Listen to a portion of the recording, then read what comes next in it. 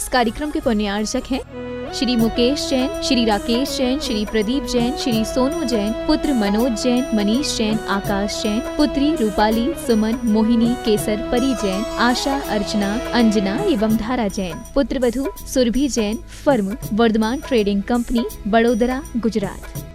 श्री पवन कुमार सेठी, श्रीमती पाना देवी सेठी, श्री विनय सेठी, श्रीमती शर्मिला सेठी, श्री विकास सेठी, श्रीमती रीमा सेठी, श्री विवेक सेठी, श्रीमती संध्या सेठी, श्री विशाल सेठी, श्रीमती अनीता सेठी, श्री रोहिल सेठी, श्रीमती मेघना सेठी, बविता पाटनी, श्री कैलाश पाटनी, वंदना जैन, श्री संजय जैन, जागृति पाटनी, श्री अरिहंत पाटनी, साहिल, प्रियांक, पलक, जयादित्य, रिशैल, कविश, दयोतित, कोलकाता, मुंबई एवं दीमापुर निवासी। फर्म फूलचंद पवन कुमार सेठी, दीमापुर, कोलकाता, मुंबई।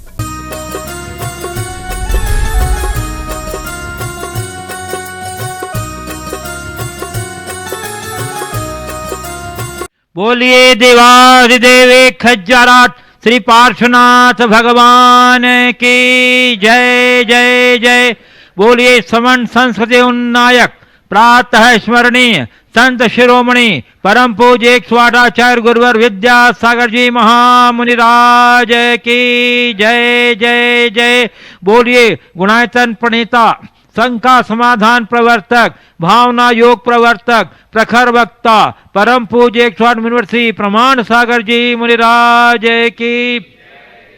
बोलिए परम पूज्य 108 मुनिवर्षी अरह सागर जी मुनिराज की जय जय जय। प्रिय बंधुओं, जैसा कि आप लोग को विदित है कि शाश्वत शिक्षे सम्मित शिखर जी में जिन धर्म के अचिंत्य और गांधकारी प्रभावना करने वाला अपने आप का एक अनूठा और इकलौता आयतन है, जिसके निर्माण का कार्य तीव्र गति से चल रहा है। गुणायतन समिति की भावना है कि गुरुदेव की परिकल्पना के अनुरूप इस गुणायतन के स्वरूप को शीघ्र ही साकार रूप में प्रस्तुत किया जा सके। इसके लिए आवश्यकता है आपके उदारतापूर्ण सक्रिय सहयोग की। समिति आपसे अनुरोध करती है कि आप गुणायतन कार्यालय से संपर्क करते हुए इसके विभिन्न सदस्यता योजना, विभिन्न निर्माण योजनाओं से अवगत होते हुए अपना उदारतापूर्ण सहयोग हमारे तक आप प्रेषित कर सकते हैं। बंधुओं, हमें अत्यंत प्रसन्नता है कि हमारे आह्वान पर प्रतिदिन की तरह आज भी गुणायतन से जुड़ने वाले नए सदस्यों की स्वीकार्यता प्राप्त हुई है। मैं आपसे इनके नामों की अवश्य उद्घोषणा करूंगा और आपसे अपेक्षा रखूंगा प्रेरणापूर्ण अनुमोदना की। बंधुओं, 1 लाख रुपए की राशि प्रदान करते हुए सूत्रधार सदस्य के रूप में जुड़ रहे हैं बहादुरगढ़ से श्री ओम प्रकाश जी जैन, श्रीमती तिसला जी जैन, नवीन जी, निशा जी, प्रवीण जी, प्रतिभा जी जैन। और बेंगलोर कर्नाटक से श्रीमती ललिता जी जिनगौड़ा, पुत्र श्री सिद्धार्थ जी जिनगौड़ा, श्रीमती सुचेता जी जिनगौड़ा। बंधुओं, 51,000 रुपए की राशि प्रदान करते हुए निर्माण सारथी के रूप में जुड़ रहे हैं दमोह मध्य प्रदेश से श्री विजय कुमार जैन, श्रीमती शोभा जैन, स्वरूप रानी जैन बनवार वाले। और नरोड़ा से श्रीमती अनीता बेन, संदीप कुमार जैन, श्री संदीप कुमार, भगवान लाल जैन। बंधुओं, 11,000 रुपए की राशि प्रदान करते हुए निर्माण निधि सदस्य के रूप में जुड़ने जा रहे हैं मुजफ्फरनगर उत्तर प्रदेश से श्री संजीव जैन, श्रीमती रीना जैन, कोल्हापुर महाराष्ट्र से श्री बाहुबली धर्मवीर अड़दंडे, शोभा कांकनी सुनीता बाहुबली अड़दंडे, भोपाल मध्य प्रदेश से श्री रजनीश जैन, श्रीमती टीना जैन। और बेलगांव कर्नाटक से श्री सुभाष जे पाटिल, श्रीमती सुनीता एस पाटिल। हम आप सभी नए सदस्यों का गुणायतन परिवार की ओर से बहुत बहुत अभिनंदन और आभार व्यक्त करते हैं। बंधुओं, इसके अतिरिक्त यहाँ गुणायतन जिनालय में प्रतिदिन शांति धारा कार्यक्रम संपन्न होता है। आप इसमें भी पुण्यार्जन का सहयोग का सौभाग्य प्राप्त कर हमारा हाथ मजबूत कर सकते हैं। आप चाहते हैं कि वर्ष भर प्रतिदिन आपके नाम से शांति धारा हो, तो आप 1 वर्ष के लिए 5 लाख रुपए की राशि प्रदान करते हुए आप अपने यह सौभाग्य अर्जित कर सकते हैं। और यदि आप चाहते हैं कि 1 माह में प्रतिदिन आपके नाम से शांति धारा का नाम संपन्न हो, तो आप 51,000 रुपए की राशि प्रदान करते हुए यह सौभाग्य अर्ज कर सकते हैं। और आप जो भी राशि देंगे ये हमारे गुणायतन के निर्माण में ही सहयोगी होगा, इसलिए आपको डबल फायदा है, एक तो शांति धारा का भी और गुणायतन पे भी आपकी सहयोग लगेगी, दोहरे पुण्य का आपको बंद होगा। इसलिए आप मन बनाइए और शीघ्रता से गुणायतन कार्य संपर्क कीजिए। और बंधुओं, जैसा कि आप लोगों को मालूम ही है कि आगामी अष्टानिका महापर्व में गुरुदेव के मंगल सानिध्य में संस्कृत का शिक्षक महामंडल विधान यहाँ संपन्न होने जा रहा है, मैं आमंत्रित कर रहा हूँ उस विधान के विधानाचार्य बाल ब्रह्मचारी दसम प्रतिमाधारी अभय भैया जी आदित्य को कि वो विधान के संबंधित अपनी जानकारियां लोगों को दें। परम पूज्य युगल महाराज के श्री चरणों में कोटि से नमन। बंधु, हमारा आपका सौभाग्य कि सिद्ध क्षेत्र संभिष्य करके तलहटी में स्थित गुणायतन में आगामी 17 जुलाई से 24 जुलाई तक परम पूज्य युगल मुनिराज के सानिध्य में सिद्ध चक्र महामंडल विधान की आराधना होगी। वे सौभाग्यशाली परिवार हैं जिन्होंने अपने मंडल को आरक्षित कराते हुए पूरे परिवार के साथ इस अनुष्ठान को करने का सौभाग्य प्राप्त किया है।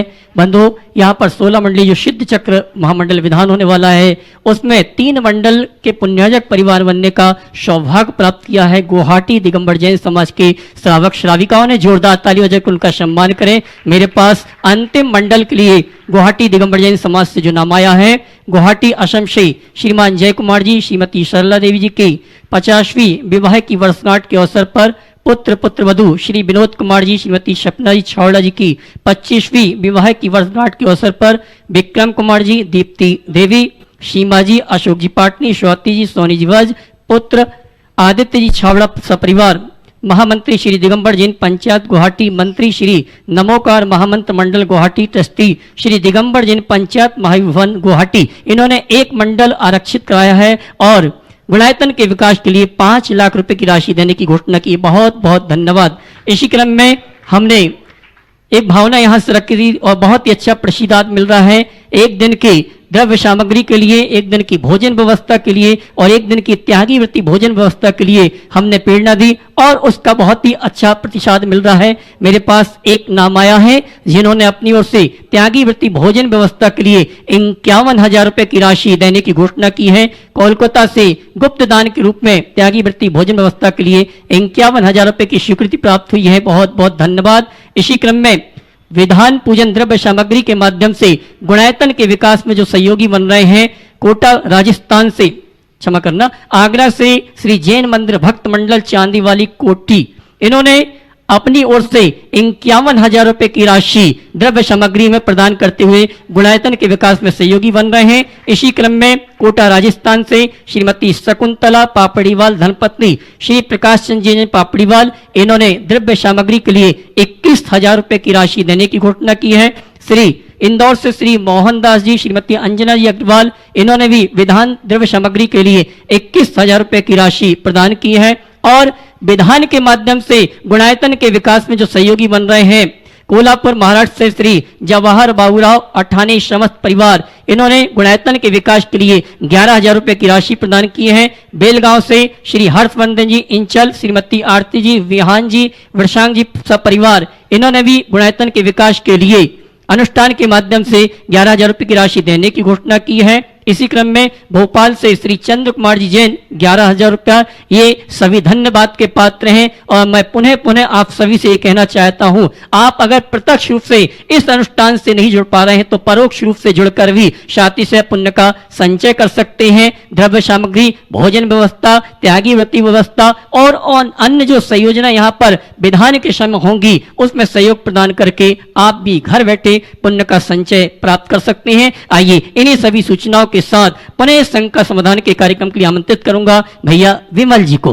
बंधु, मैं आपको ले चलूं संघ का समाधान की ओर। इसके पूर्व अत्यंत प्रसन्नता है कि आज हमारे बीच रीवा से श्री विजय कुमार जी अजमेरा, सुनीता जी अजमेरा जो गुणायतन ट्रस्टी और रीवा जैन समाज के अध्यक्ष हैं, यहाँ उपस्थित है। गुरुदेव के दर्शनार्थ पधारे हैं। मैं उन्हें आमंत्रित कर रहा हूँ गुरुदेव चरणों में नमन करते हुए अपने आशीर्वाद ग्रहण करने के लिए उनके सम्मान के लिए मैं आमंत्रित कर रहा हूँ गुणायतन ट्रस्टी मंत्री श्रीमती चंद्रकला जी पाटनी रांची और उनके साथ गुणायतन के सीईओ एवं संयुक्त महामंत्री सुभाष जी जैन आए और हमारे गुणायतन ट्रस्टी श्री विजय जी अजमेरा एवं श्रीमती धन्विता अजमेरा रीवा अध्यक्ष जैन समाज रीवा बंधुओं कोटदार करतल ध्वनि से सम्मान में योगदान देते हैं। और बंधुओं अत्यंत प्रसन्नता है कि रीवा से ही श्री आनंद संगीता बड़कुल जो गुणायतन ट्रस्टी भी हैं और रीवा जैन समाज के मंत्री भी हैं, यहाँ उपस्थित हैं। मैं उनके सम्मान के लिए आमंत्रित कर रहा हूँ व्रती बहन शकुन दीदी और श्री गुणायतन ट्रस्टी हीरा मोहन गंगवाल गुवाहाटी असम। आ जाइए हमारे आनंद संगीता बड़कुल रीवा जो गुणायतन ट्रस्टी तो हैं ही और रीवा जैन समाज के मंत्री भी हैं, सम्मान कर रहे हैं। हमारे हीराजी मोहन जी गंगवाल गुणायतन ट्रस्टी गुवाहाटी और व्रती बहन शकुन दीदी सागर। और बंधुओं, अत्यंत प्रसन्नता है कि आज हमारे बीच पुणे महाराष्ट्र से गुणायतन ट्रस्टी श्री राजेश पूनम जैन भी पधारे हैं गुरु चरवे के चरणार्थ दर्शनार्थ, और उनके सम्मान के लिए मैं आमंत्रित कर रहा हूं गुणायतन ट्रस्टी वरुण जैन मुंबई जो और राजेश जी जैन ग्वालियर को। आ जाइए, हमारे राजेश पूनम जैन पुणे का सम्मान करेंगे वरुण जैन, प्रियंका जैन मुंबई और साथ में राजेश जी जैन ग्वालियर गुणायतन ट्रस्टी सम्मान कर रहे हैं बंधु, और आपने तालियों का योगदान देकर के सम्मान के गर्मा को बढ़ाइए बंधु। और अब मैं इस क्रम को अब ले चलता हूं आपको शंकर समाधान की ओर। तो प्रथम प्रश्न के लिए औचिन्य महेंद्र राव जी कोलकाता, और उसके बाद तैयार रहेंगे अमन सेठी औरंगाबाद जिला मुर्शिदाबाद पश्चिम बंगाल। आइए औचिन्य जी महेंद्र शरावी कोलकाता पश्चिम बंगाल, शीघ्रता कीजिए। कहाँ बोलो औचिन्य। पहले से तैयार रहेंगे, इसके बाद अमन सेठी औरंगाबाद तैयार रहेंगे। नमोस्तु भगवान।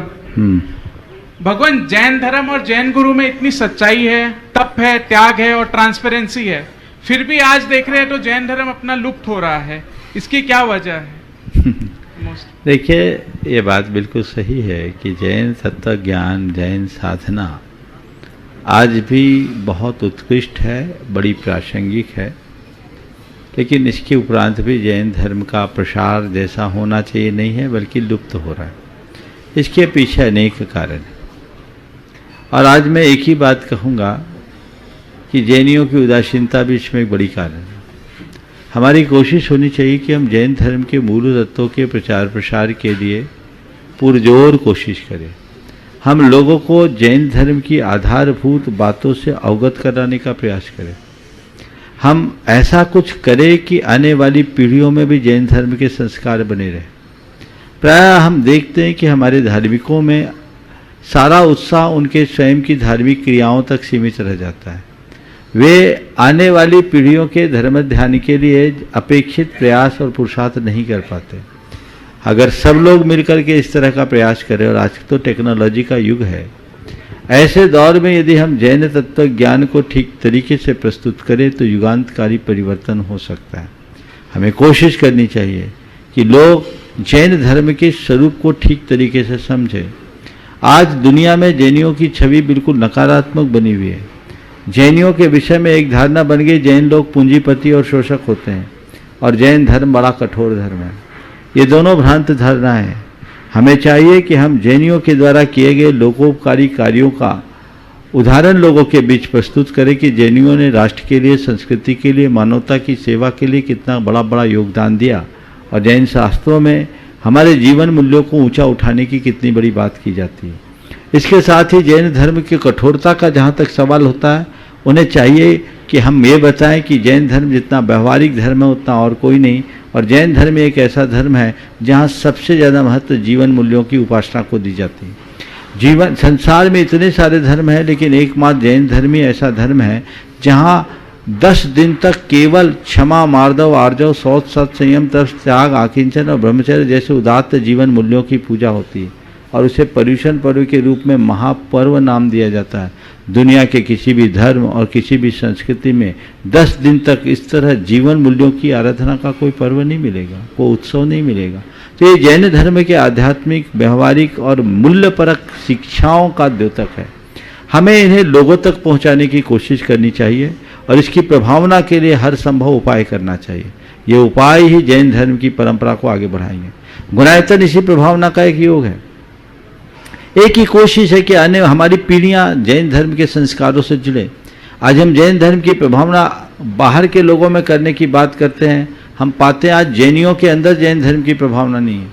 जैनों में भी जैन धर्म के प्रति अपेक्षित निष्ठा दिनों दिन कम होते जा रही है। तो हमें चाहिए कि हम जन जन के अंदर वैसी निष्ठा जगाएं, अपने बीच के लोगों में भी वह भावना और निष्ठा प्रकट करें, तब कहीं जाकर के हम सबका पथ प्रशस्त हो सकेगा और हम अपने जीवन में कुछ अच्छा कर पाएंगे। तो आज का युग टेक्नोलॉजी का युग है, इसका सही प्रयोग करें और सही प्रयोग करके लोगों को सही लाभ दिलाने की कोशिश करें।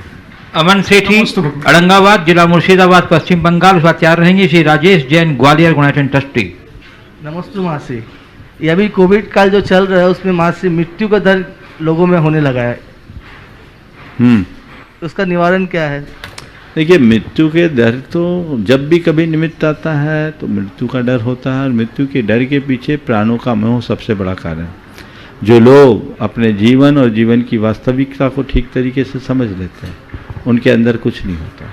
जिन्हें भी मृत्यु का डर सताता है, उन्हें 2-3 बातें अपने हृदय में अंकित करनी चाहिए। सबसे पहली बात, जब तक मेरी आयु है मुझे कोई हिला नहीं सकता, आयु पूरी होने के बाद मुझे कोई जिला नहीं सकता। तन उत्पन्न होता है, तन नष्ट होता है, एक दिन सबको मरना है तो डरना क्या। जब मेरी बारी आएगी मैं भी मरूंगा, पर ये मृत्यु तन की है, आत्मा की नहीं। मैं तो अजर अमर अविनाशी आत्मा हूं। आत्म परक दृष्टि जिस मनुष्य के अंतरंग में दिख जाती है, वो मृत्यु के सामने खड़े होने पर भी रंच मात्र नहीं घबराता। श्री राजेश जैन, ग्वालियर गुणाचन ट्रस्टी मध्य प्रदेश, वो तैयार रहेंगे। श्री जितेंद्र जैन, एडवोकेट, सहपुरा भिटौनी। नमस्ते गुरुवर, नमस्ते। महाराज जी, मेरे एक छोटा सा प्रश्न है कि सुबह 6 बजे हम टीवी चालू कर देते हैं, फिर आपके प्रवचन आते हैं, शांति धारा होती है, लेकिन उस टाइम पे हमको नाश्ता भी करना होता है, चाय भी पीनी होती है। लेकिन उस टाइम मेरे मन में जो होता है कि 3 लोग के नाथ का शांति धारा चल रही है, और उस टाइम पे हम चाय भी पी रहे हैं उसी के सामने, तो थोड़ा मन में क्या उस समय वो सही है कि नहीं है? तो बस देखिए, मैं एक लाइन में आपकी बात का उत्तर दूंगा। गांधी जी से किसी ने एक बार पूछा कि कुछ लोग सिगरेट पीते हैं और प्रार्थना भी करते हैं,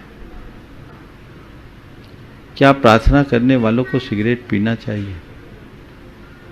गांधी जी ने जो जवाब दिया वो मैं आपके प्रश्न के संदर्भ में देना चाहता हूं। गांधी जी ने कहा, प्रार्थना करते वक्त सिगरेट नहीं पीना चाहिए। प्रार्थना करते वक्त सिगरेट नहीं पीना चाहिए, सिगरेट पीते वक्त प्रार्थना कर सकते हैं। बात समझ गए? तो जब आप शांति धारा देख रहे हो तो खाना पीना बंद करो, जब आप प्रवचन सुन रहे हो तो खाना पीना बंद करो, लेकिन खाते पीते समय भी प्रवचन दिख जाए तो आंखें बंद मत करो, कोई काम की बातें याद आ जाए। चलिए, जितेंद्र जी जैन, एडवोकेट, सहपुरा भिटौनी। महाराज श्री के चरणों में त्रिवार नमोस्तु। महाराज श्री, यह मेरी जिज्ञासा भी है और मेरी बेटी की भी है कि लोग दान करने के बाद कैसे मनोभाव होना चाहिए, उनके अंदर जो भाव आते हैं वो या तो अहंकार के आ जाते हैं या ऐसे भाव आ जाते हैं कि मैंने बहुत बड़ा काम कर दिया। दान दे मन हर्ष विशेष है। दान देते समय हर्ष होना चाहिए, मन में उमंग होनी चाहिए कि आज मैं कृतार्थ हो गया, मैंने अपने द्रव्य का सदुपयोग किया, मैं किसी अच्छे कार्य में लगा पाया, ये सोच होनी चाहिए। न तो अभिमान होना चाहिए, न आसक्ति और न अफसोस। नमोस्तु महाराज। तो गुरुदेव, अब मैं कुछ ऑनलाइन जिज्ञासा। गुरुदेव, प्रथम प्रश्न ऑनलाइन जिज्ञासा में है गढ़ाकोटा से गुणाचन के शिरोमणि संरक्षक श्रीमती शिल्पी अनुराग सोंधिया का। इनके बारे में बताना चाहता हूं कि गुरुवर की जो परिकल्पना है उसको साकार रूप देना एक चुनौतीपूर्ण कार्य है। इस दंपत्ति ने अपने जीवन का प्रत्येक लम्हा उस चुनौती को साकार रूप देने के लिए अर्पित कर दिया। एक बार जोरदार करते ध्वनि से अभिनंदन कर दीजिए हमारे शिल्पी अनुराग सोंधिया का। गुरुदेव, इन्होंने अपने भावना व्यक्त करते हुए अपना प्रश्न रखा है कि गुरुवर, आपके दर्शन की उठती है मन में ऐसी ही लोर, मन करता पंछीवन उड़ आऊं सम्य शिखर की ओर। इस श्रद्धा भाव के साथ गुरुदेव के चरणों में बारंबार नमस्तु। गुरुवर, बहुत ही चर्चित शब्द है खुले विचार, लेकिन हर व्यक्ति अपने पैमाने पर करता है इनका संकुचन और विस्तार। कई बार कहते हैं हम चाहते हैं खुले विचारों का परिवार, फिर वही कहते हैं खुले विचारों से होती हमारी परंपराएं तार तार। गुरुवर, आप हमें बताएं क्या होते हैं खुले विचार, इसमें कैसा होना चाहिए इंसान का आचार विचार और व्यवहार। बहुत अच्छी बात है। खुले विचार के समर्थक बहुत लोग हैं और आजकल तो एक जुमला बन गया है बड़े खुले विचारों का। विचारों का खुला होना चाहिए, पर एक बात ध्यान रखें, खुले विचार के साथ विचार खिला हुआ भी होना चाहिए। विचारों में अगर हमारी मर्यादाओं का हनन होता है तो ये मान करके चलिए वो खुला विचार किसी काम का नहीं। अगर हमारे विचार किसी संवेदनाओं को खंडित करते हैं तो ये विचार भी किसी काम के नहीं। यदि हमारे खुले विचार हमें आत्म केंद्रित बना देते हैं तो ये भी कतई उचित बात नहीं है। यदि हमारे खुले विचार कथित रूप से हमें लालची बना देते हैं तो ये भी ठीक बात नहीं है। खुले विचार का मतलब है व्यक्ति की सोच व्यापक हो, उन्मुक्त हो, जो अपने साथ औरों का भी हित देखे और जिसके व्यवहार में, जिसके विचार में, जिसके आचार में मधुरता हो, मिलनसारता हो, शालीनता हो और संतुलन हो, उसका ही खुला विचार होना सार्थक है। पूज्य जबलपुर मध्य प्रदेश से सर्वज्ञ जैन कह रहे हैं, पुत्र पिता के मध्य संबंध किस प्रकार होना चाहिए? पुत्र पिता के मध्य में विश्वास रूपी वृक्ष का सिंचन किस प्रकार करें? देखिए, आज से कुछ दिन पहले ही मैंने पिता और पुत्र के संदर्भ में सारी बातें बताई है। 2-3 दिन पहले ही बात आई है। पितृ दिवस आया था भी कुछ दिन पहले, इसलिए आज बढ़ाऊंगा नहीं। चलिए आगे। पूज्य साड़न से शशि पाटोदी पूछ रही है, कोई स्त्री अपना गर्भपात कराती है तो उसका परिणाम खुद के ही बच्चों क्यों भोगना पड़ता है? जैसे उसके बच्चे मूक होते हैं, बहिर होते हैं, बड़े होकर माँ बाप बनने से वंचित हो जाते हैं। कृपया मार्गदर्शन दीजिए। देखिए, पाप किया है आपने तो उसका परिणाम तो आप भोगेंगे ही। संतान है तो निश्चित रूप से संतान भी किसी न किसी रूप में अपने पाप का भोग कर रहे, और संतान के माध्यम से माँ बाप को भी तो कष्ट भोगना ही पड़ता है। जिनकी संतान योग्य होती है, सकलांग होती है, उनके माँ बाप की स्थिति अलग होती है, और जिनकी संतान किसी रूप से शारीरिक और मानसिक रूप से विकृत होती है तो उनकी स्थिति अलग होती है। ये निमित्त नैमित्तिक संबंध है। आपके कृत्य के कारण संतान मुख हुई ये कहना ठीक नहीं, लेकिन संतान अपने दुष्कृत्यों के कारण मुख हुई है, ये हमें समझना चाहिए। और आपने दुष्कृत्य किया इसलिए ऐसी संतान का सुयोग बना, ऐसा भी सोचना चाहिए। गुरुदेव शहडोल मध्य प्रदेश से निशी जैन कह रही हैं कि गुरुदेव, मेरी जिज्ञासा है कि गुरुवर, अक्सर झूठे इंसान की बातें मीठी होती हैं और सच्चे इंसान की बातें कड़वी होती हैं, और सच्चे इंसान को अपनी बात साबित करने में अत्यधिक कठिनाई भी आती है, तो गुरुदेव ऐसा क्यों होता है? देखिए, सच्चे बात को साबित करने में कठिनाई आती है, ऐसा क्यों होता है? आपने देखा है कि बिना मंथन के कभी नवनीत मिल पाया है क्या? हाँ, दूध को फाड़ने के लिए 1 बूंद नींबू डालना पर्याप्त है, लेकिन नवनीत निकालने के लिए मथानी से मथना पड़ता है। तो अच्छाइयाँ सहज प्राप्त नहीं होती और अच्छे लोगों के सामने चुनौतियाँ आती है। इस बात को लेकर हमें किसी भी प्रकार की चिंता नहीं करनी चाहिए। बंधुओं, अत्यंत प्रसन्नता है कि आज हमारे बीच गुणायतन के यशस्वी अनुकर्मठ अध्यक्ष श्री विनोद जी काला के पुत्र एवं पुत्रवधू भाई एवं और परिवार सब आए हैं। श्री प्रमोद जी, सुधा जी काला, कोलकाता, पश्चिम बंगाल। मैं उन्हें आमंत्रित कर रहा हूँ, वे गुरुदेव के चरणों में नमन करते हुए आशीष ग्रहण करें और उनका आ जाइए। और तब तक गुरुदेव और इनके सम्मान के लिए मैं आमंत्रित कर रहा हूँ गुणायतन के CEO एंड संयुक्त महामंत्री सुभाष जी। अब पूज्य गुरुदेव, एक प्रश्न आ रहे हैं तब तक कटनी मध्य प्रदेश से सुरभि जैन, सतीश जी जैन पाटन परिवार का है। मुनिश्री जी, हम सोचते हैं कि हमें किसी की भी जरूरत नहीं है, तो यह हमारा अहम है।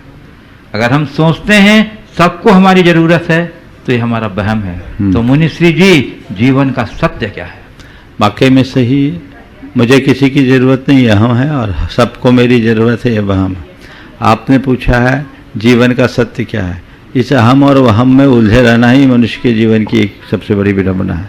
इसे समझे, अपने अहम और वहम को जब हम समझेंगे तभी हम जीवन के यथार्थ को समझ पाएंगे। जब तक हमारी दृष्टि में भ्रम बैठा रहेगा तब तक हम अपने जीवन को आगे नहीं बढ़ा सकते। आँखों से अज्ञान का चश्मा जब उतरता है तभी हम जीवन की यथार्थ का पहचान कर पाते हैं।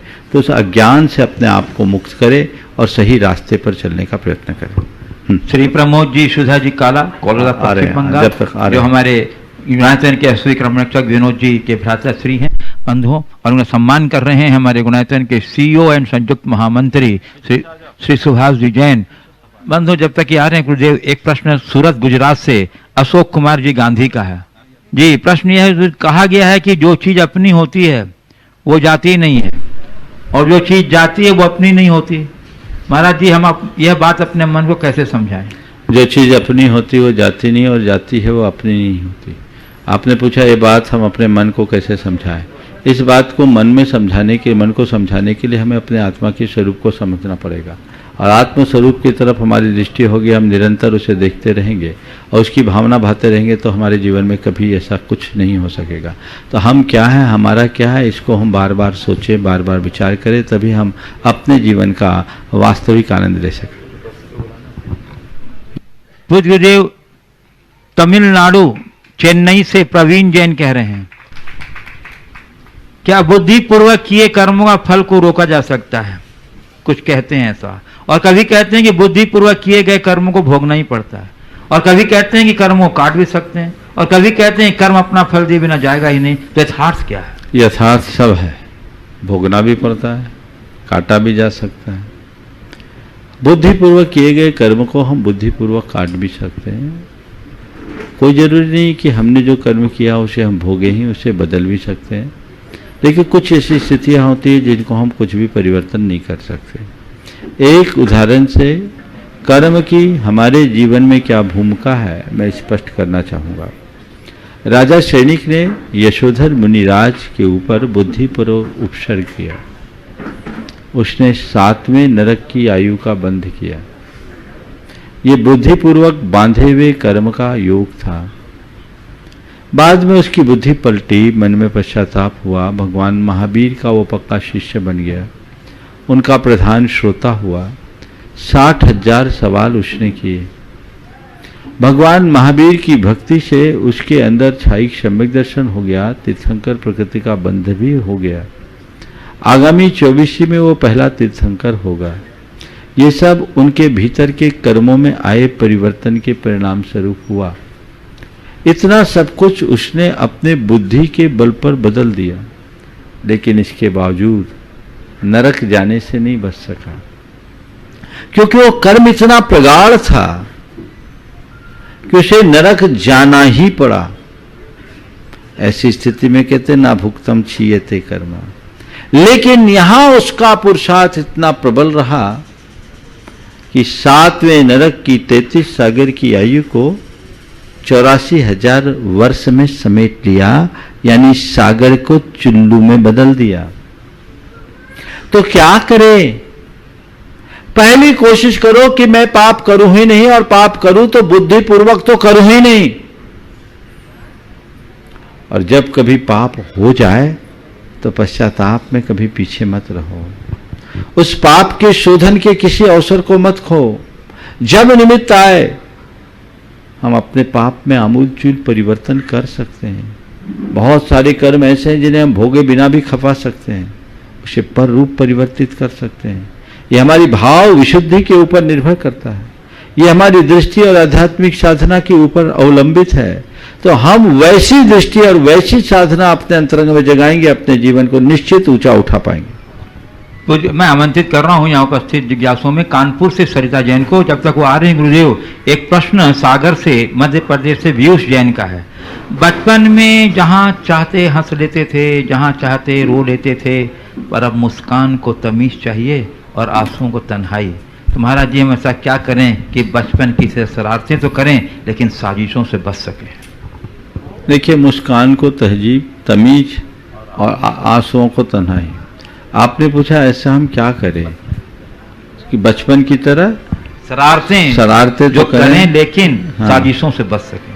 बस मैं आपको इतना ही कहूँगा कि बचपन की तरह अपने आप को निश्चल बना लो, तो ना आपको तमीज की जरूरत होगी और ना ही तन्हाई की। वस्तुतः ज्यों ज्यों हमारे जीवन में कृत्रिमताएं आती है त्यों त्यों हमारे जीवन की सहजता नष्ट हो जाती है। हम अपने आप को कृत्रिमता से मुक्त करें, सहजता में लाएं। बनावटीपन हमारे जीवन में एक बड़ी रुकावट खड़ी करता है। जब हम एकदम सहज रूप से प्रकट हो जाएं तो हमारे लिए कहीं किसी भी बात की पीड़ा नहीं होती और अपनी अभिव्यक्ति में किसी तरह की कठिनाई नहीं होती। सरिता जैन कानपुर, उस वक्त तैयार रहेंगी। छवि जैन मैनपुरी। नमस्ते गुरुदेव, मैंने आपका 52 गजा में शिविर अटेंड किया, उसके बाद आज आपके दर्शन का मुझे सौभाग्य प्राप्त हुआ है। इसके लिए त्रिवार आपको नमोस्तु नमोस्तु नमोस्तु। महाराज जी, मेरा क्वेश्चन है कि मतलब हम पत्नियों को कभी कभी मतलब परिवार के सुख के लिए, शांति के लिए कई बार अपने आप को झुकाकर वहां पर मतलब अपना कुछ ना मान के, परिवार का सब कुछ मान के हमको आगे चल देते हैं। हमारी खुशी उसी में होती है कि कभी बच्चों का सुख, कभी पति का सुख, कभी परिवार का सुख। पर ऐसे में अपने आप को बार बार खो के हमें ऐसा लगता है कि शायद हमारा कोई अस्तित्व कभी रहता ही नहीं है। तो उस टाइम महाराज जी हम अपने आप को क्या समझकर, मतलब समझा कर ऐसा अपने आप को समझाएं कि यह सब ठीक करना हमारे लिए क्या ठीक है कि या ऐसे ही चलते रहना है हमको। देखिए, आपने बहुत अच्छी बात कही है, और जो आपने कहा वो एक स्त्री का धर्म है। स्त्री को धरती की तरह सहिष्णु बताया है, और सहिष्णुता उसके अंदर होना चाहिए। एक बात सदैव ध्यान रखना, जो कुछ सह करके पाया जा सकता है वो लड़कर नहीं पा सकते। जो सह कर पाया जा सकता है वो लड़कर नहीं पा सकते। थोड़ी देर के लिए आप सोचें, आपने अपने सुखों का त्याग किया, इसका परिणाम क्या निकला? आप कह रहे हैं ऐसा लगता है मेरा वजूद खत्म हो गया। थोड़ी देर के लिए आप अपने आप को वापस उसी जगह ले जाओ और सहने की जगह प्रतिक्रिया देना शुरू करो, फिर अपने वजूद की बात करो। यहां आपको लगता है वजूद समाप्त हो रहा है, वहां तो वजूद ही नहीं बचेगा, कुछ संबंधी खत नहीं टिकेंगे। वस्तुतः ये वजूद क्या है? ये वजूद तो हमारे अहंकार के द्वारा सृजित है।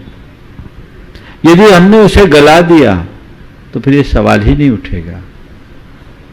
हम अगर छोटी मोटी बातों को सह लेते हैं तो उसके दीर्घकालिक परिणाम अच्छे हैं। अल्पकालिक सुख की अपेक्षा दीर्घकालिक हित को वरीयता देनी चाहिए। लोग अल्पकालिक सुख के पीछे दीर्घकालिक हित की बलि चढ़ा देते हैं। मेरा मन अच्छा हो ये सब सोचते हैं, पर मेरे संबंध मधुर बने ये कहां सोच पाते हैं। मैं आपको सलाह देना चाहूंगा, मन की खुशी की अपेक्षा संबंधों की मधुरता पर ध्यान देना चाहिए। मुझे व्यक्तिगत रूप से यदि थोड़ा बहुत कुछ सुनना भी पड़े, झुकना भी पड़े, तो कोई बात नहीं, झुक जाने के लिए तैयार हो जाना, पर दुखी होने के लिए राजी मत होना। लोगों के साथ उल्टा होता है, वो दुखी होने को तैयार हो जाते, झुकना नहीं चाहते। और ये जो सवाल आता है ना, ये सवाल क्यों? ये हमारे अंदर जो बैठा हुआ है ना, वही ये भूचाल लाता है। उसको समझाओ कि नहीं, ये किसी भी अर्थ में मेरे अनुकूल है ही नहीं। संबंधों के मध्य अहंकार को कभी आड़े नहीं आने देना चाहिए। अगर हम अपने संबंधों में अहंकार लाके खड़े कर दिए तो गलत। पति और पत्नी के बीच में ईगो आ गया, पिता और पुत्र के बीच में ईगो आ गया, मां और बेटे के बीच में ईगो आ गया, सास और बहू के बीच में ईगो आ गया, खेल खत्म। वहां ईगो का कोई मायना ही नहीं है। तो ये सोच अगर बन जाए तो व्यक्ति के जीवन में कहीं कोई कठिनाइयां नहीं हो सकती। ऐसी भावना आप सबको रखनी चाहिए। एक मिनट, अभी जैसा आप सबको बताया गया, आगामी अष्टानी का पर्व में सिद्ध चक्र महामंडल विधान का आयोजन यहाँ हो रहा है। वो तो बहुत दिन से आप लोग रोज ही सुन रहे हैं, पर आज एक दो बातें मैं आप सबसे कहूंगा क्योंकि अब बहुत दिन निकट आ गए। वो सिद्ध चक्र महामंडल विधान यहाँ भव्यता के साथ संपन्न हो रहा है। जितने लोगों के लिए मंडल की यहाँ व्यवस्था थी, उतने लोगों की सब सुनिश्चितता आ गई। अब इसलिए यहाँ पर तो किसी लोगों को, किन्हीं को आकर के विधान करने की अनुकूलता वर्तमान स्थितियों को देखते हुए बिल्कुल नहीं। अगर स्थितियां सुधरी तो तत्कालिक कोई निर्णय लिया जा सकता है, लेकिन मैं ये चाहता हूं इस विधान से कोई भी वंचित न रहे। हर व्यक्ति जो यहां आकर के विधान नहीं कर पा रहे, घर में विधान करे। सुविधा आपको है और लोगों ने पहले भी किया है। तो जो भी विधान करना चाहते हुए अपनी सूचना प्रामाणिक ऐप के माध्यम से जरूर दे दे, और वो सूचना दे ताकि आपके पास उसकी सारी सामग्री हो और आपके विधान की झलक पूरी दुनिया को भी यहां से दिखाया जा सके, ये प्रयास करें। ताकि ये लगे कि ये विधान इस मंडप में ही नहीं हो रहा है, पूरी दुनिया के लोगों के द्वारा संपन्न किया जा रहा है। पिछली बार कार्तिक की अष्टानिका में हजारों लोगों ने विधान किया था, लगभग 8000 के करीब लोगों ने रजिस्ट्रेशन किया था। इस बार भी इसी तरह का होना चाहिए। आप अपना रजिस्ट्रेशन कराएंगे तो आपको सारी सूचनाएं पहुंचाई जा सकेगी और आप उसका लाभ लेंगे। बहुत लोगों की सूचनाएं मेरे पास है जो चाहते हैं कि हम विधान करें, वो चाहते हैं कि हम विधान करें, लेकिन फिर भी वो आ नहीं पाते। व्यवस्था ऐसी इसलिए आने के लिए अनुकूलता नहीं दे पा रहे, पर अपने घर में बैठ करके इसका लाभ ले सकें। और सुबह जैसा बताया गया था 6 तारीख को, 6 तारीख क्या 5 और 6 आके 1 मिनट में अपनी सूचना देंगे। जो विधान में भागीदारी ले रहे हैं मंडल वाले, उनको सूतक पातक में कोई व्यवधान ना हो, उनके लिए यहाँ पर 5 और 6 तारीख को संकल्पित कराया जाएगा, ताकि उनका सकलीकरण जैसा होगा और उनको कोई विधान का सूतक पातक नहीं होगा। और इसमें जो लोग घरों में बैठ करके भी आज ही विधान के लिए संकल्पित होते हैं, तो वो संकल्प ले लेंगे, पूरा विधान उनको करना होगा और यहाँ के बताए गए नियमों अनुसार चलना होगा, तो उनका भी पूरा ये विधान चलता रहेगा और उनको किसी भी प्रकार के सूतक पातक जन व्यवधान नहीं आ सकेगा। इसलिए ऐसी भावनाएं आप सबको रखनी चाहिए। कल 4 तारीख है, परसों 5 तारीख और 6 तारीख के कार्यक्रम को 10 सेकेंड में बता दीजिए। 5 और 6 तारीख को संकल्प विधि यहाँ पर संपन्न होगी।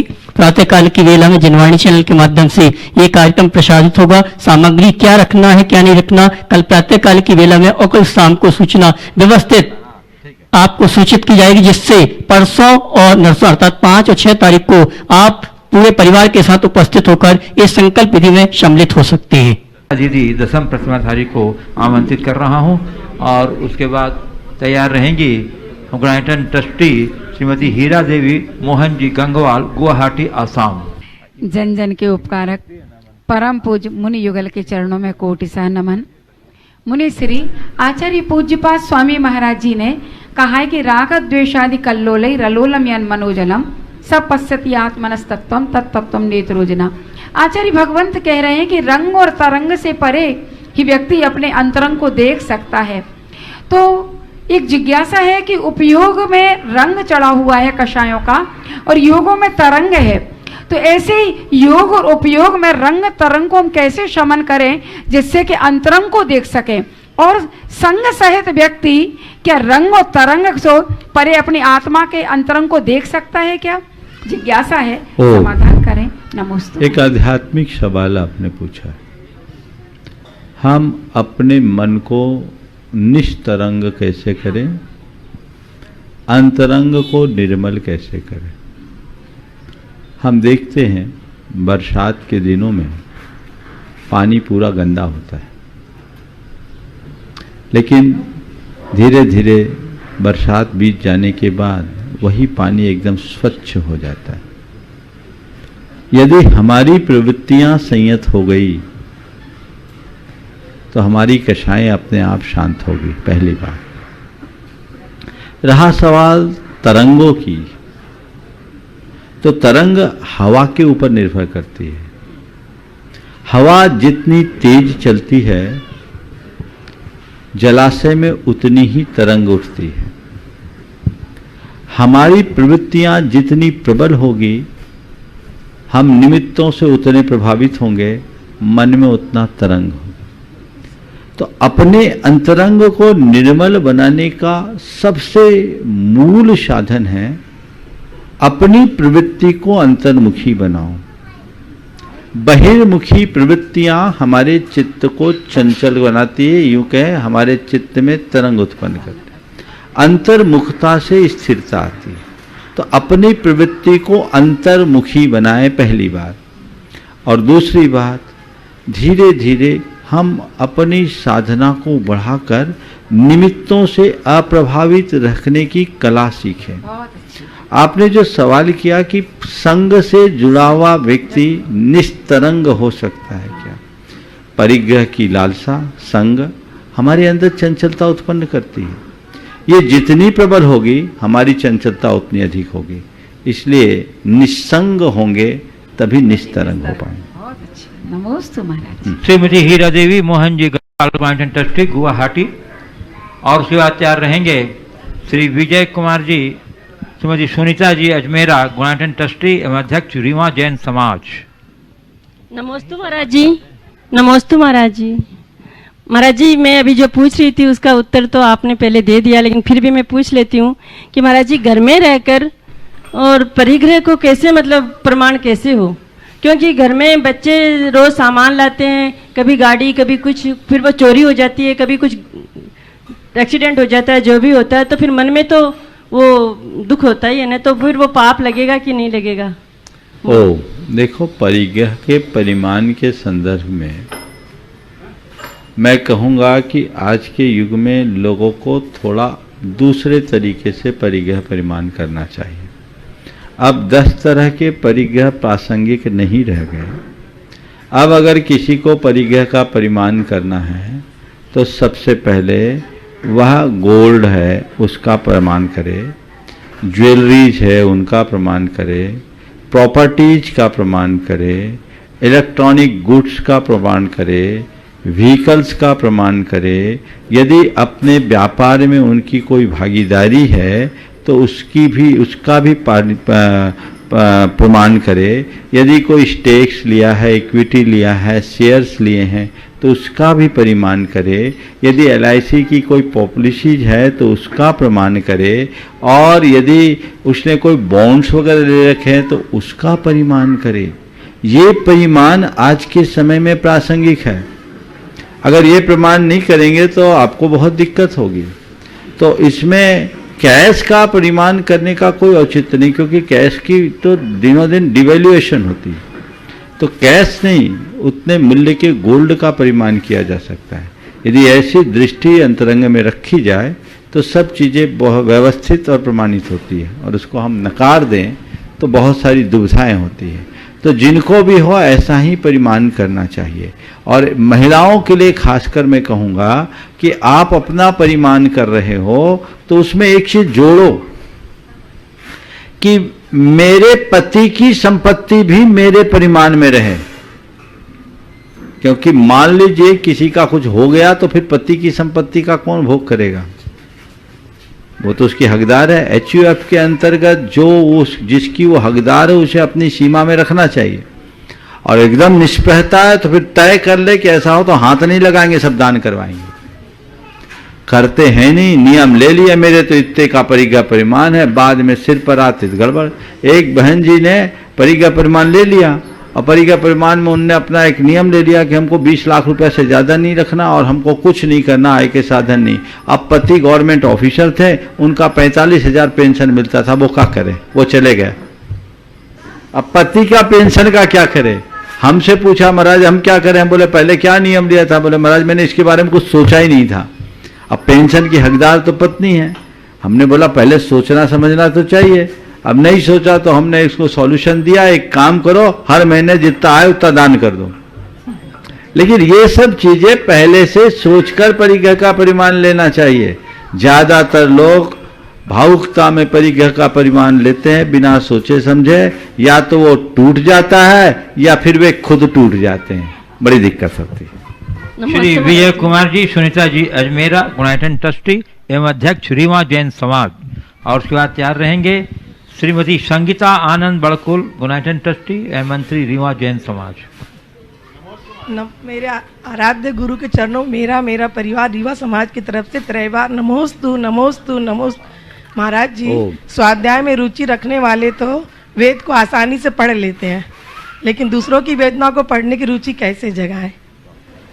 वेद को पढ़ना आसान है, वेदना को पढ़ना बहुत कठिन है। बाहर की आंखों से वेद पढ़ोगे, अंदर की आंखों से वेदना। समझ गए? दूसरों की वेदना को पढ़ाने के लिए ज्ञान नहीं, संवेदना की जरूरत है। ज्ञान होना अलग है और संवेदना होना अलग है।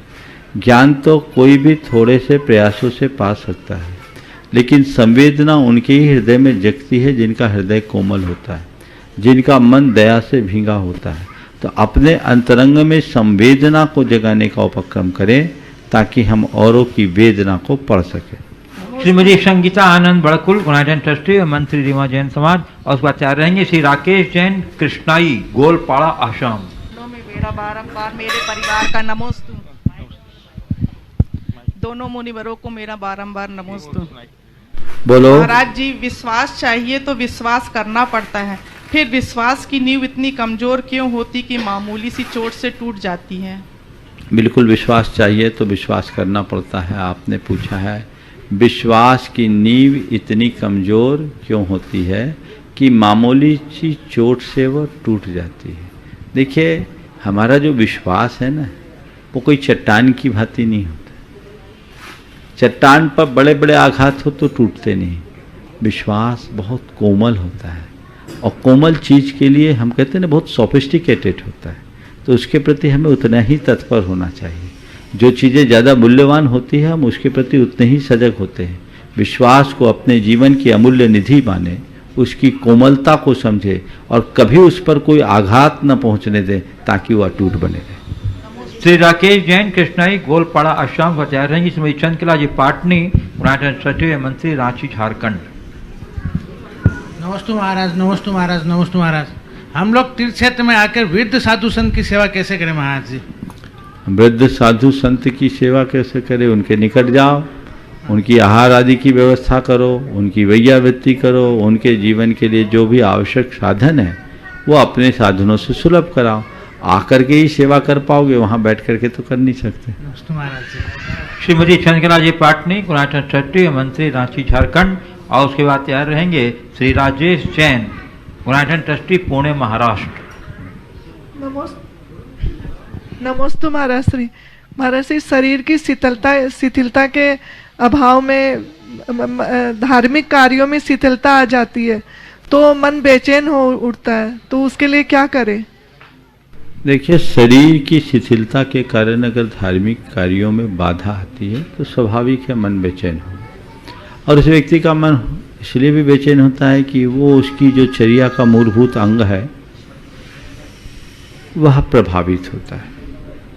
लेकिन मेरा ऐसे लोगों से कहना है, हमारे यहाँ एक पुरानी शुक्ति है, कीजे शक्ति प्रमाण, शक्ति बिना श्रद्धा धरे, ध्यानत श्रद्धावान, अजर अमर पद भोगवे। एक बड़ी पुरानी गाथा का ही अनुवाद है। जम सक्कई तम की रही, जम च न सक्कई तहे सद्दहनम, सद्दह मानो जीवो, पावई अजरा मरम ठानम। तुमसे जितना शक्य हो उतना करो, और जो नहीं कर सको उसके प्रति श्रद्धा रखो। श्रद्धा करने वाला जीव भी अजर अमर स्थान को प्राप्त कर सकता है। तो धार्मिक क्रियाकलापों के संदर्भ में पहली बात तो मैं ये कहूँगा, प्रमाद त्याग कर तत्परता पूर्वक आप अपना धर्म ध्यान करें, लेकिन शरीर साथ न दे हो, शरीर में शिथिलता हो तो मन में हीन भावना या आकुलता बिल्कुल ना आने दें। कई लोग इस वजह से डिप्रेशन तक में चले जाते हैं कि मेरा धर्म छूट गया। वो भूल जाते हैं कि धर्म क्रिया में नहीं भावों में है। जब तक मेरे भावों में विशुद्धि है मेरा धर्म मुझसे दूर नहीं जा सकता। श्रद्धा रखो, और एक बात ध्यान में रखो, सबसे बड़ा धर्म क्षमता है। अगर तुम्हें कोई बीमारी है, तुम्हारे शरीर में कोई प्रतिकूलता है, घबराओ मत। ये सोचो कि चलो ये मेरे कर्म को काटने का निमित्त बनकर आया है, मैं इस बीमारी को सहकर कर्म को भोगूंगी नहीं, मैं कर्म को काटूंगी। मुझे कर्म भोगना नहीं, कर्म काटना है। कर्म भोगने और कर्म काटने में बुनियादी अंतर है। किसको बोलते हैं भोगना और किसको बोलते हैं काटना, जानते हैं? कर्म के उदय में आने वाली परेशानियों में परेशान होकर रो धोकर उसे भोगना कर्म भोगना है, और कर्म के उदय में कितनी भी बड़ी परेशानी हो उसे सहज भाव से स्वीकार कर समता रखना कर्म काटना है। तो अगर कभी ऐसा कोई निमित्त आए तो उसे आप एक बीमारी या शारीरिक शिथिलता के रूप में देखने की जगह उसे अपने कर्म काटने का निमित्त के रूप में देखो। उसे आप अपनी तपस्या के निमित्त के रूप में देखो। और ये सोचो एक सन्निमित्त आया है, इसके बल पर मैं अपने कर्मों को काटने में समर्थ होऊंगा, कर्म कट जाएंगे, जीवन आगे बढ़ जाएगा। तो ये अपनी दृष्टि रखनी चाहिए। तुम कितना भी धर्म कर्म करो और मन में आकुलता रखो तो उस धर्म का कोई लाभ नहीं, और कदाचित परिस्थितिवश कोई अपनी क्रिया न कर पाए पर मन में क्षमता है तो वह लाभ ले रहा है जो लोग बड़ी बड़ी क्रिया अनुष्ठान करके भी नहीं ले रहे। इसका मतलब ये नहीं कि प्रमादी बन जाओ, अप्रमत्त रहो, जागरूक रहो, भाव ना भाव, तो बहुत सारा कार्य हो सकता है। अभी कोविड के इस दौर में बहुतों का धर्म ध्यान छूटा है, बाधित हुआ, उससे उनको बड़ी पीड़ा है। मैं संदेश उन सभी लोगों को देना चाहता हूं कि विचलित मत होइए, भावना भाई ये दिन अच्छे आए और हम फिर से अपना धर्म ध्यान पूर्ववत कर सके। श्री राजेश जैन पुणे गुणायतन ट्रस्टी, और उसके बाद तैयार रहेंगी श्रीमती सुमन रूपेंद्र पाटनी, गया निवासी, बेंगलोर प्रवासी। नमोस्तु गुरुदेव। गुरुदेव, पिछले दिनों मैंने एक दृष्टांत पढ़ा था, उसी के ऊपर मेरा प्रश्न है। दुनिया के एक बहुत बड़े जादूगर थे जो किसी भी प्रकार का ताला खोल देते थे, परंतु एक बार जब उन्हें यह करने को दिया गया वो उसे खोल नहीं पाए। 2-2.5 घंटे तक कोशिश करने के बाद वे बेहोश होकर गिर पड़े, और गिरते ही दरवाजे के ऊपर जब वो गिरे तो दरवाज़ा अपने आप खुल गया, क्योंकि उस दरवाजे पर ताला लगा हुआ ही नहीं था। तो गुरुदेव, ऐसी परिस्थितियां हमारे साथ भी आती है कि जब हमें हल समझ नहीं आता है, और जबकि उसका हल हमारे सामने भी बहुत बार होता है, तो ऐसी परिस्थितियों में हम अपने विवेक पे ताला न लगे उसके लिए क्या करें? मनुष्य के जीवन की एक बड़ी विडंबना है कि प्रायः लोग उसमें उलझते हैं जहां उलझने की कोई बात ही नहीं। उन्हें आप समस्या के रूप में खड़ी कर लेते हो जहां कोई समस्या जैसा है ही नहीं। तो देखना चाहिए हकीकत है या नहीं। पहले हमें ये देखना है कि ताला लगा है कि नहीं। तो इसके लिए मनुष्य को बहुत समझदारी से चलना चाहिए। अपने जीवन में आगत हर परिस्थिति का तटस्थ भाव से हमें समीक्षा करना चाहिए। परिस्थितियों की समीक्षा करने से हमें सही दिशा मिलती है और वही दिशा हमारे जीवन का पथ प्रशस्त करती है। श्रीमती सुमन रूपेंद्र पाटनी, गया निवासी, बेंगलोर प्रवासी। उसके बाद तैयार रहेंगे श्री वरुण प्रियंका जैन, गुणायतन ट्रस्टी, मुंबई। मुनिश्री परम पूज्य मुनिश्री 108 प्रमाण सागर जी महाराज तथा अरय सागर जी महाराज के चरणाम्बुजों में कोटि कोटि नमोस्तु। मुनिश्री, एक इंसान जिसने कभी इंटेंशनली किसी का बुरा न किया हो, बुरा करना तो दूर कभी बुरा सोचा भी ना हो, और उसकी फैमिली के भी यही संस्कार हो, फिर भी उनके जीवन में इतना स्ट्रगल क्यों होता है? और मैंने सुना है कि अच्छे परिणामों से बुरे कर्मों का नाश होता है और फिर से अच्छे कर्म उदय में आते हैं, मगर दिखने में ऐसा नहीं आता। मुनिश्री, कृपया समाधान करें। मैं एक सवाल पूछता हूँ, पारसनाथ भगवान के चरित्र को आपने पढ़ा? जी। उनके अतीत के किसी भी जन्म में 10 जन्मों में दिखता है कि उन्हें इंटेंशनली कुछ बुरा किया? जी नहीं। कभी किसी का बुरा किया? नहीं। फिर भी उनके सामने कैसी परिस्थितियां निर्मित हुई? जी। वैसी परिस्थिति तो आपके जीवन में क्या आई नहीं होगी, आज के किसी मनुष्य के जीवन में सोचा भी नहीं जा सकता। जी। तो पारसनाथ भगवान जैसे पवित्र जीवन जीने वाले, जिनके 10 भवों का इतिहास धर्ममय है, पवित्रता में है, और जो साक्षात तीर्थंकर के रूप में जन्म लिए हैं, उनके जीवन में भी जब मुश्किलें खड़ी हो रही है, मुसीबतें आ रही हैं, तो हम और आप किस खेत की मूली हैं? इसलिए जब कभी जीवन में ऐसी स्थितियां निर्मित हो, मन को विचलित मत होने दें। ये सोचे मेरे कर्म का उदय है और मेरे ही किए का फल है, किसी गैर का नहीं।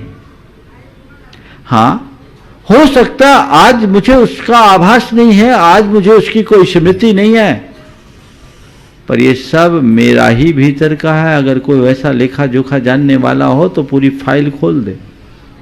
इसलिए जब कभी ऐसी बातें आए, हताश न हो, उसे कर्मोदय के रूप में स्वीकारें और ये सोचें इस बहाने मेरा अकाउंट सेटल हो रहा है। श्री वरुण प्रियंका जैन, मुंबई, गुणायतन ट्रस्टी।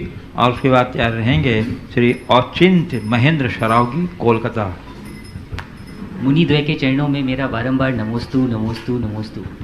गुरुवर, देखा जाता है कि बच्चों में संस्कार जो है माता पिता का आचरण देख के, दिनचर्या देख के प्रारंभिक अवस्था में तो पढ़ते हैं, एंड प्राय जैसे जैसे बड़े होते हैं बच्चे, स्कूल जाते हैं, बड़े दोस्तों से प्रभावित होना प्रारंभ करते हैं और चकाचौंध देख के सारे संस्कार नहीं रहते हैं। तो ऐसा क्या करना चाहिए अभिभावकों को कि वो संस्कार जो पहले पढ़े हैं उन संस्कारों की धारा निरंतर चलती रहे और बच्चे संस्कार। देखिए, बहुत अच्छा सवाल आपने खड़ा किया है। अब मैंने पहले भी अनेक बार इस संदर्भ में बोला है, बच्चों के संस्कार मात्र से काम पूरा नहीं होगा। संस्कारों के साथ हमें उनकी संगति का भी ध्यान रखना चाहिए। जब संस्कार पर संगति हावी हो जाती है तो मामला बिगड़ जाता है, लोग यहीं चूक जाते हैं। संस्कारों के प्रति तो फिर भी जागरूक होते हैं, संगति के प्रति नहीं। इसलिए सभी को चाहिए कि हम बच्चों को वैसा ही वातावरण दें, उनके लिए वैसी संगति बनाएं ताकि वे संस्कारों का अवमूल्यन न कर सकें। और संस्कार भी केवल अनुकरण वाला संस्कार नहीं, संस्कार अंतरंग का संस्कार हो, उनके दिल दिमाग में ऐसा बैठाएं कि वो संगति भी उन पर किसी तरह से हावी ना हो, तब हम सब कुछ ठीक कर पाएंगे। इस प्रकार आज के इस सत्र को परम पूज्य गुरुदेव के चरणों में नमन अर्पित करते हुए यहीं पर विराम दे रहा हूँ। बोलिए परम पूज्य आचार्य गुरुवर श्री विद्यासागर जी महाराज की।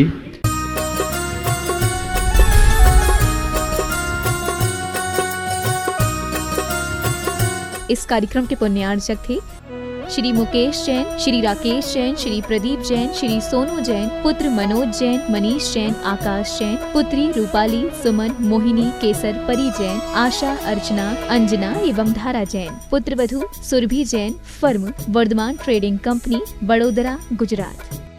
श्री पवन कुमार सेठी, श्रीमती पाना देवी सेठी, श्री विनय सेठी, श्रीमती शर्मिला सेठी, श्री विकास सेठी, श्रीमती रीमा सेठी, श्री विवेक सेठी, श्रीमती संध्या सेठी, श्री विशाल सेठी, श्रीमती अनीता सेठी, श्री रोहिल सेठी, श्रीमती मेघना सेठी, बविता पाटनी, श्री कैलाश पाटनी, वंदना जैन, श्री संजय जैन, जागृति पाटनी, श्री अरिहंत पाटनी, साहिल, प्रियांक, पलक, जयादित्य, रिशैल, कविश, दयोतित, कोलकाता, मुंबई एवं दीमापुर निवासी। फर्म फूलचंद पवन कुमार सेठी, दीमापुर, कोलकाता, मुंबई।